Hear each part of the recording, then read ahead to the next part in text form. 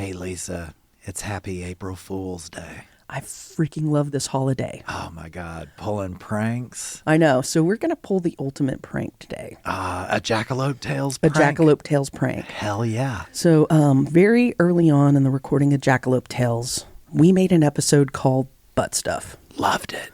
We loved it a lot. It was our favorite. We laughed our asses off. Right. So it's formatted, early format of Jackalope Tales because we've kind of changed stuff up. So, but it's been sitting on the shelf for a long time, and we want to release the poo. Yeah, we want to release it. It's not good to hold it back. Right. So it's no secret that we're a bit scatological, but TT. Our production crew is not, and Yeah, they didn't care for this one. right. So Sam said it was too poopy. right. I You can't get fathom too it. poopy. Cannot. No. So today, while our team's at lunch, we're going to play a prank on them. Mm-hmm. And we decided that we should release it and let you, the listeners, be the judge. Yeah, finally, it's getting to be heard. I know. It needs to. And they need to let us know what they think of it. Well, they already did. Well, not the production team. But yeah, we don't want to hear what they... Yeah, we already know what they fuck think. those guys in the most gracious of ways. So hopefully our production team will forgive us and laugh at this joke. Our listeners need to let us know. Did we Right. cross the poop line? We didn't. I can just tell you right now. So please let us know if we did the right thing. And we want you to do the right thing and choose which team you're on. Are you team butt stuff or are you team stuffy? So now, without further ado and unapologetically, here's butt stuff. Yes. You'll be a better person for it. Right. Happy April Fools, y'all. Hello, y'all, and welcome to Jackalope Tales, Urban Legends of Music. I'm your host, Charles Mooney. And I'm Lisa Umbarger. And also with us today are our production crew, Jenny. Hello. Jeannie. Hello. Natalie. Hello. And on the board, the king of the Alabama Hot Pocket, Sam. You're going to want to look that one up. Yep. You can look Oh, it up yeah. now. Yep, you told me that, and I looked it up, and I'll never be the same. I mean, it's definitely a move for the South. It's foreshadowing.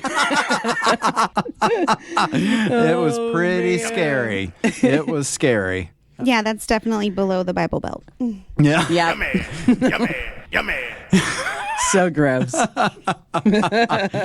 Well, let's see, Lisa, you were telling me the other day you went to go see Foreigner. and Yeah. Loverboy. Yeah. How was that? So I'm trying to get my money back. Like for real. For real. Really? Yeah. Because when I bought the tickets in May, Yeah. so that was a long time. So waiting for the show and Yeah, because this is mid-August right now. right. Yeah. And we were told that Mick Jones was going to be playing guitar.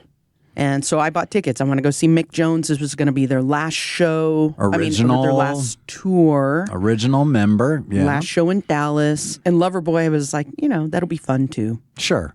Well, I get there. There are 0 members of Foreigner on the stage. 0. 0 original members. Oh my God, it was horrible. I can't even explain to you how horrible it was. So, give or take, whatever, Foreigner. Yeah. I just want to hear my stupid little radio songs that I listened to when I was a kid. Oh gosh. Yes. And so you know those songs by heart, Uh-huh. and you know the guitar solos. Oh yeah. They don't know the guitar solos because they had a keyboard player play the guitar solos. No. It I mean, sucked. they were so guitar driven in the old days, and then keyboard? Yeah. Oh, it was a my God. keytar. Oh no, God, that's even worse. Keytar on Urgent, and then on Waiting for a Girl, which is their huge hit. Yes. He was back there behind the keys, tinkling all over the effing place. It was horrible. And people who know me know I'm super loud, Yep, I can vouch for that, louder than a PA. especially when you're pissed. Yep. Yep. And I snuck down where I was front row, but it should not affect my refund. And Yeah. anyway, Oh, no. so I sat No. down, and I had to yell at the keyboard player No. Did you? I really did. I was like, "You suck! What the hell? Where's my guitar solo?" And it was yelling at the guy, and people around me were like, "Be quiet, he's playing." I was like, "This isn't how the song goes." You're just pissed. I was so mad. I was like, "Where's my solo?" And anyway, so it made me think, like, what constitutes a reunion tour? Like, how many members do you have to have of a band?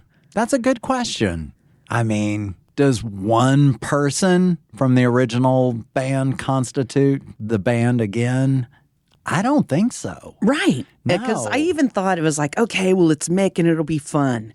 Yeah. And hopefully the other players will be good. And maybe Lou Gramm, the singer, whoever they get to replace him will be okay. Yeah. But I mostly wanted to go see Mick. And there was no Mick. Not a single one of them. Oh. It was horrible. And they only played like 13 songs.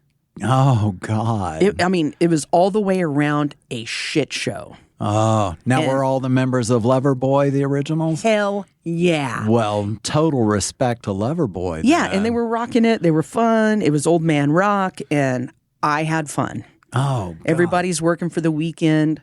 It was a good time. So it's like Foreigner should have been called Not Foreigner. Yeah, no. That doesn't constitute that. It was horrible. It's like false advertising. Exactly. No. They played 5 songs, and they sat down and did quote-unquote acoustic show in the middle.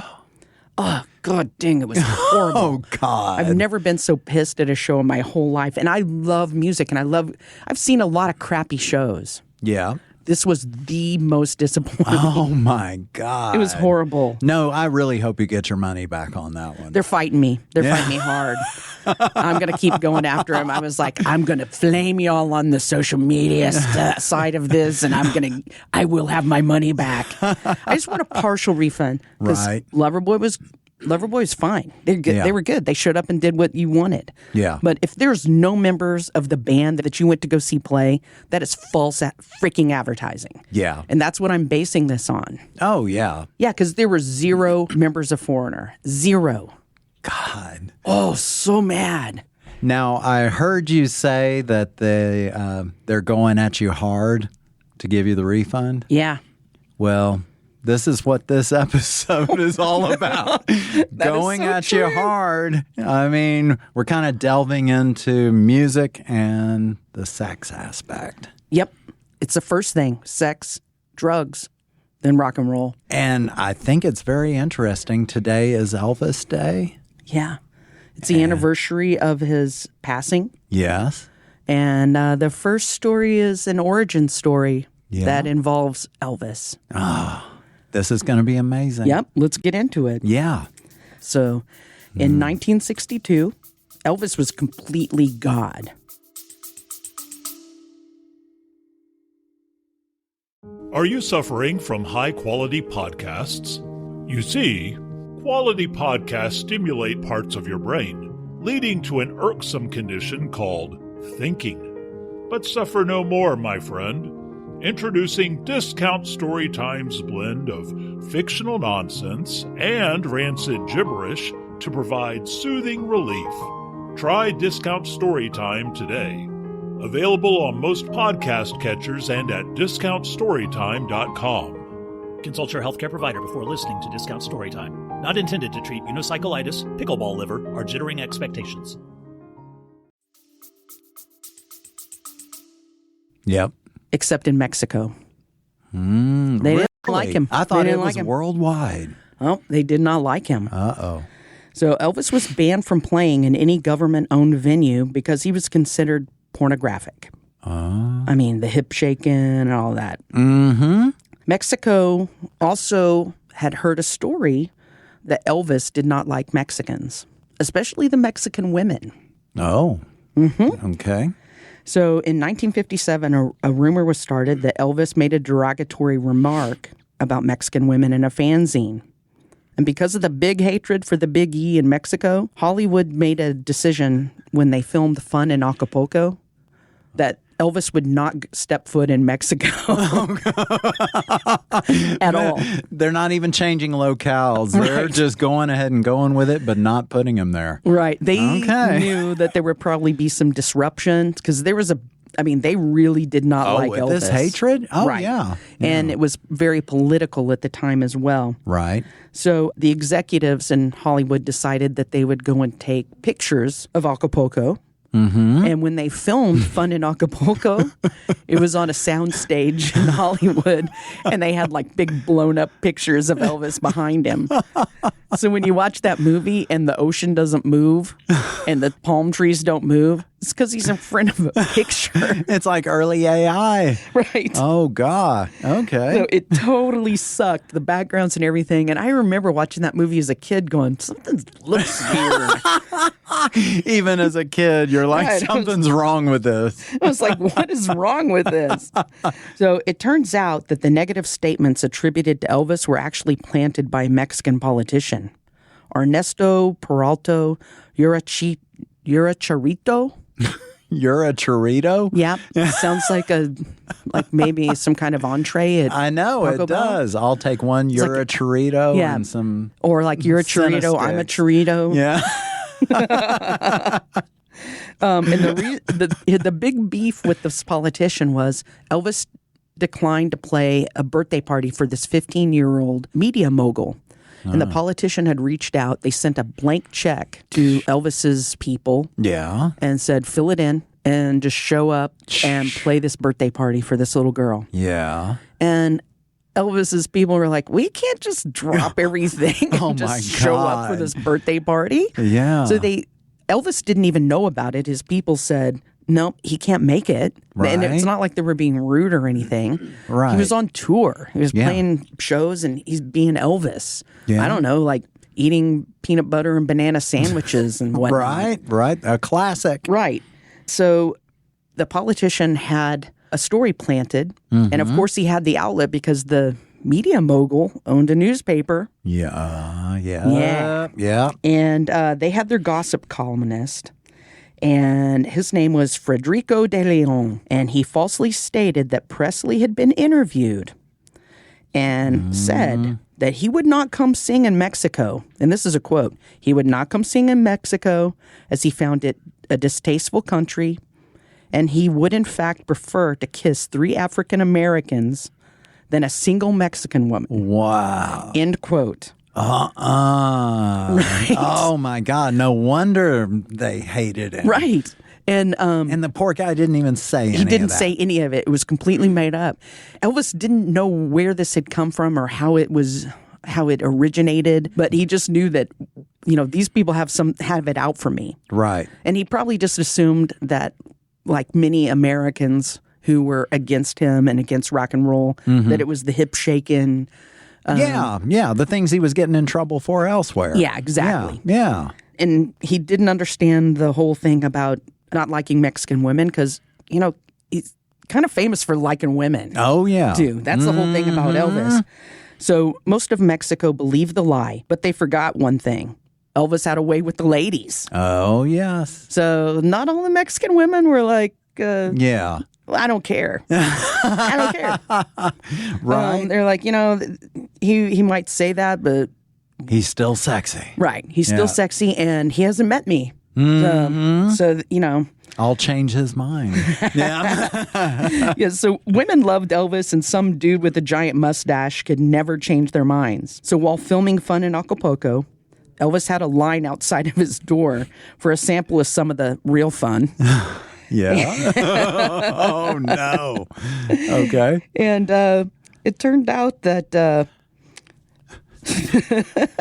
how do we say this? Elvis would leave his mark on them. And his mark was the Stinky De Leon. It was named after the heavily mustachioed gossip columnist. And if you can imagine all the women walking around the set with... Let me just go into what it is. Partner A puts poo on the upper lip of partner B to make a brown love stain. Okay. And so there's all these women probably walking around with like Elvis's mark and this giant His love stain. It made me hit the microphone. Okay. And I just have to thank God that Hitler didn't think of this first, because that would have sucked. Oh, no. The stinky Hitler. Just one mark in the middle.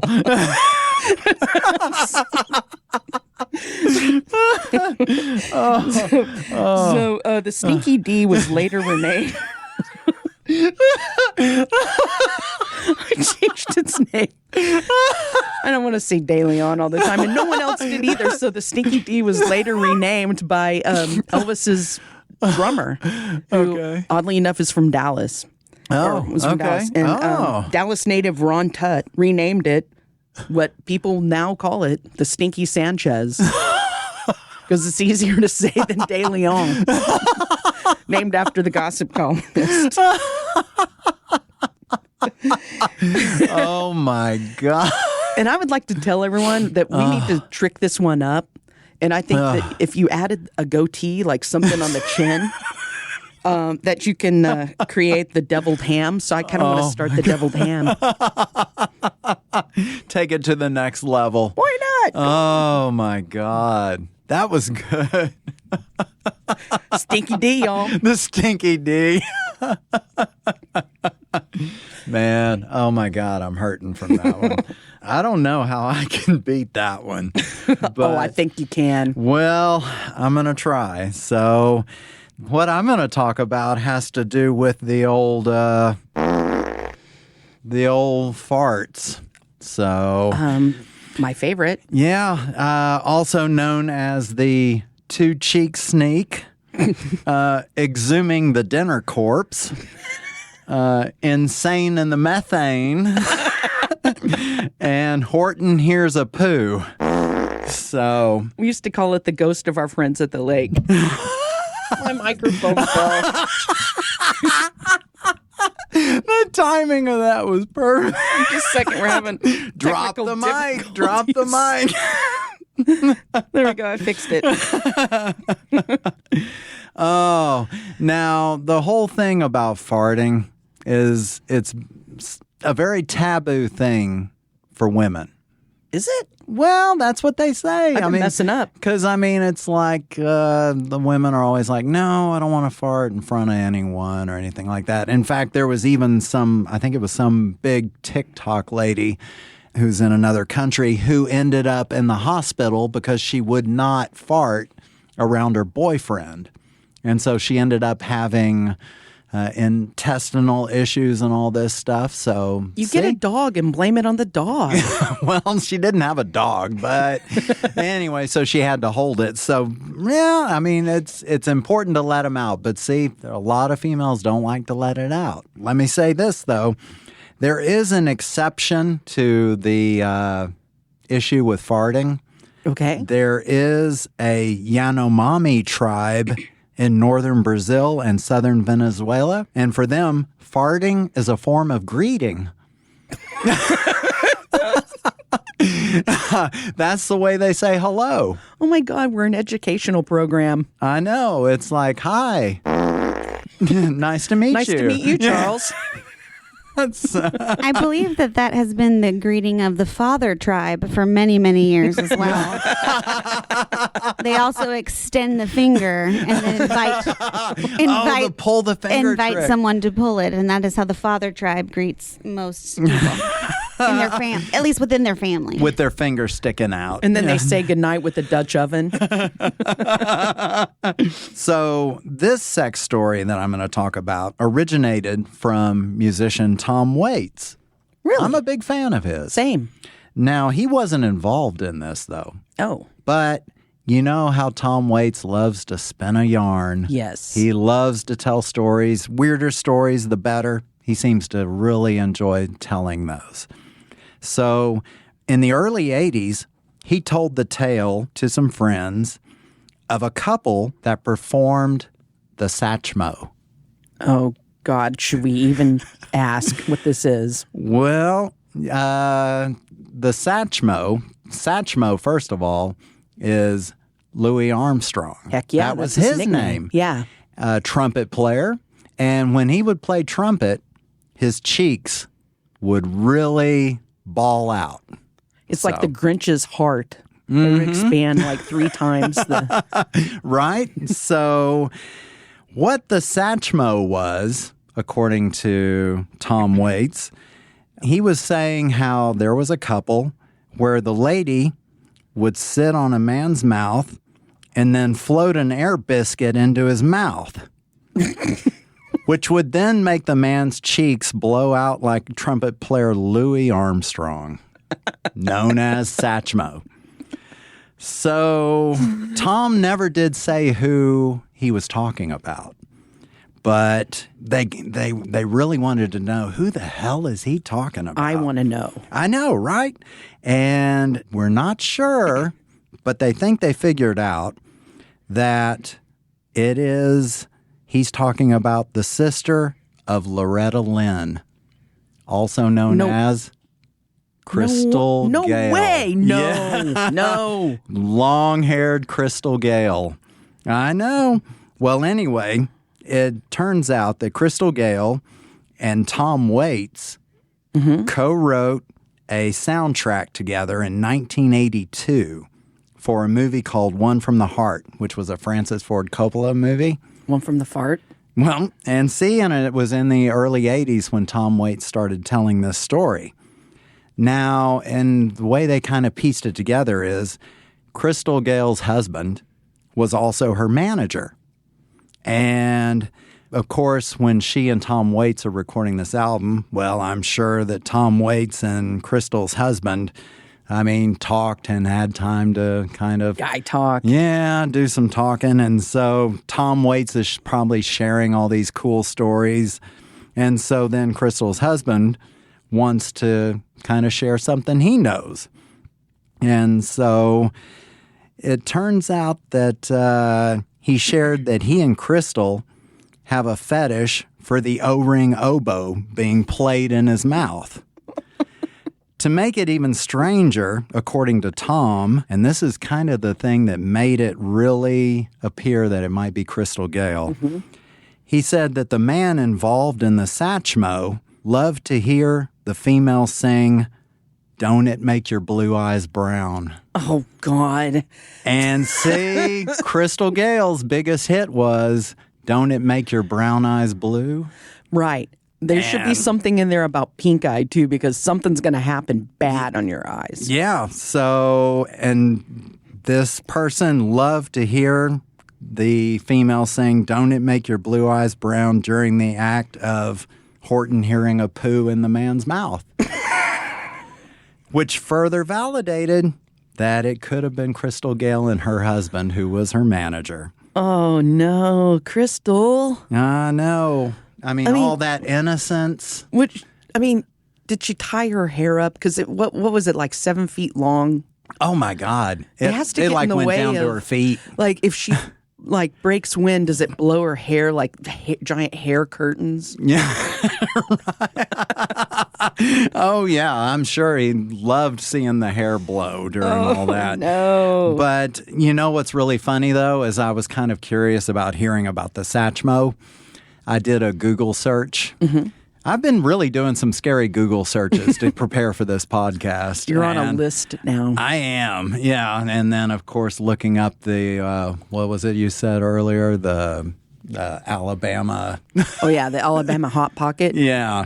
Google that one, but don't click it. So I took a look to see videos of a girl farting in a man's mouth. There were 663 videos on Pornhub that dealt with that subject matter. Which one was your favorite? I didn't click. No, I'm too afraid to. You know that gets you on a government list. So. Charles, as your production team, we greatly appreciate your commitment to the podcast and watching all 663 of those. I'm only halfway through. the Satchmo. Yeah, so that's the Satchmo. Oh, man. I know. Hard to believe. Good old Crystal Gale. Oh, but we're not done yet, are we? Oh, no, because you know what? Oh. I like to talk about rappers a lot. Yes, And, right. And I got a good one. Yeah. There's a rapper called Lil Pump. Mm-hmm. And Lil Pump is fancy. Okay. I mean, he's real fancy. Yeah. His breakout hit was called Gucci Gang, Okay. which is, Gucci's fancy. Oh, yeah. Have you heard of this guy, Lil Pump? No, I haven't. Well, I did research too, and I listened to his music. Okay. Here's And- my review. Yeah, You're getting yeah. a free Lone Star review in the middle of the show. Wait, what? It is a 1-star? Yeah. Oh, no. Okay. Lil Pump is all and no substance.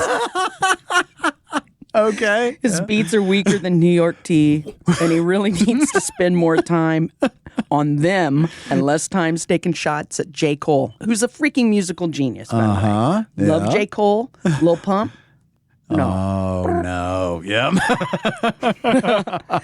In fact, when Jay raps about dudes flowing soft, he's probably talking about the flaccid raps of Lil Pump.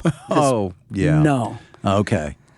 But Lil Pump is an urban legend factory. He makes jackalope tales right and left. Really? Yeah, okay. he's a little liar. He He lies knows about the everything. power of the jackalope. He does. Yeah. He does. He harnesses the power of the jackalope. Okay. And he pretty much lies about everything. He says that he dropped out of Harvard to save hip hop. Yeah. And I will tell you that just both are lies. He didn't do either one.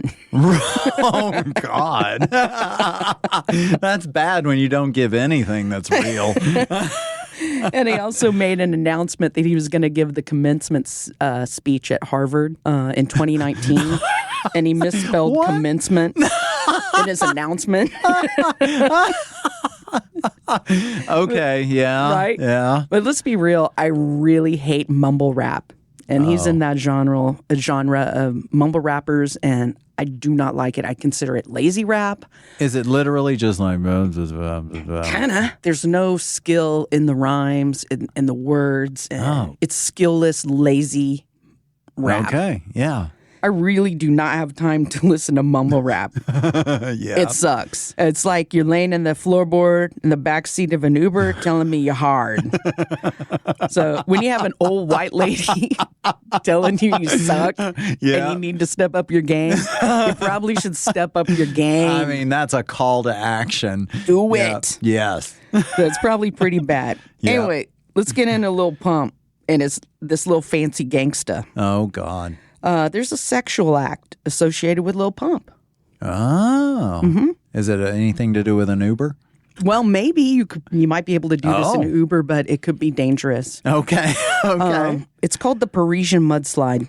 Excuse me? Have you heard of this? No. Sounds like a drink, right? It really does. It Does. sounds yummy. Right. But I'm afraid I'm going to have said that and regret it. Totally sounds yummy. Sounds fancy It does. because Lil Pump's fancy. Pinky out. Right? Yeah.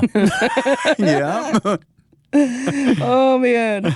So if you haven't heard of this one, you're probably not fancy enough. Okay. All right. But I'm going to learn. Let me describe it. Yeah. One partner places a tube in their butthole. Let's be frank about it. Okay. Now, if you use a paper towel tube, it might not work as good. You might have a collapsing of the tunnel. So you need to find something that's probably a little stronger than a paper towel roll. Okay. And, gosh, you have... This is so ridiculous. Lil Pump is crazy. So you have the tube in your butt, Yeah. and then you have your partner back that ass up onto the other end of the tube. Okay. And they insert the other end of the tube into their brown starfish. Okay. Then one partner, I guess it's agreed upon at the beginning which one does this. Uh-huh. They poop down the chute into the other partner's bunghole. Oh, my. The Parisian mudslide, folks. It's like a mixed meat burrito. Oh, my God. And then if any of you decide to Google or look up the Parisian mudslide, Hard pass. But be sure and look up Lil Mudslide. It's also there. I'm never going to be able to order a mudslide at a bar again. Also, I have questions about the name of this act, because as far as I understand it, there are no mountains in Paris for there to be a mudslide. I think they just want to make it fancy. I don't know. I mean, you're asking the wrong person. Yeah.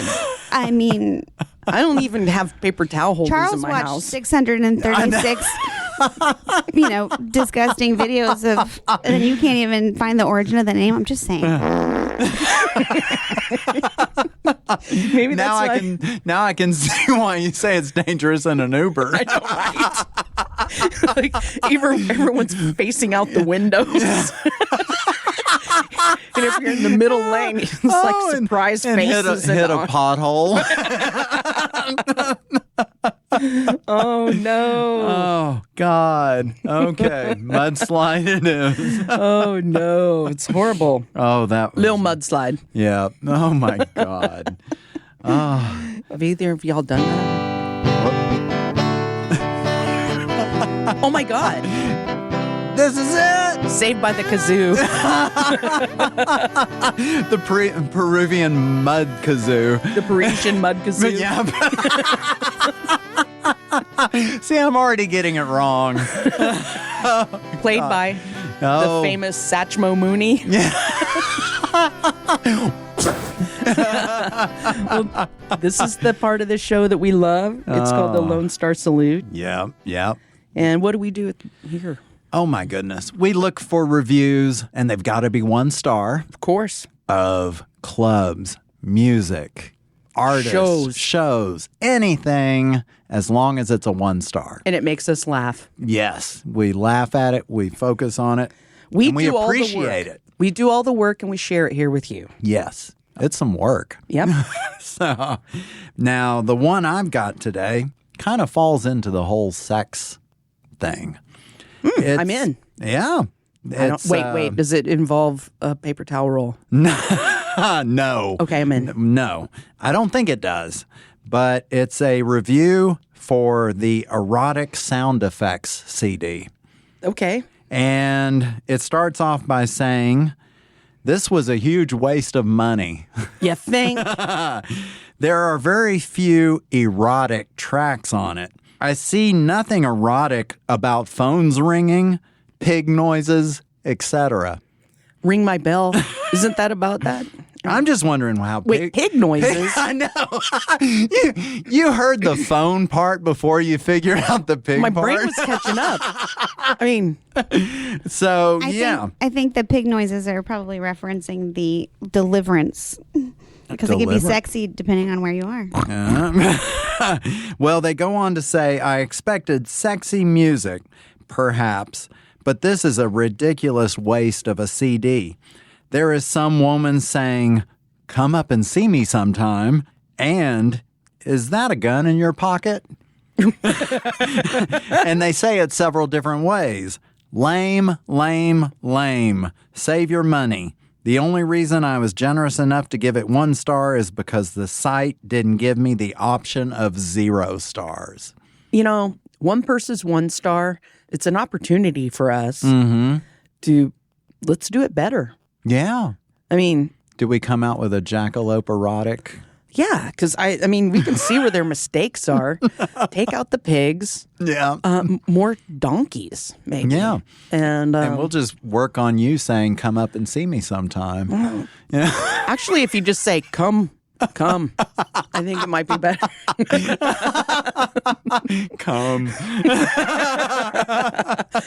They're too wordy. No one wants all those words and their sex play. Just say 1 syllable words. Words just get in the way. Right. I know.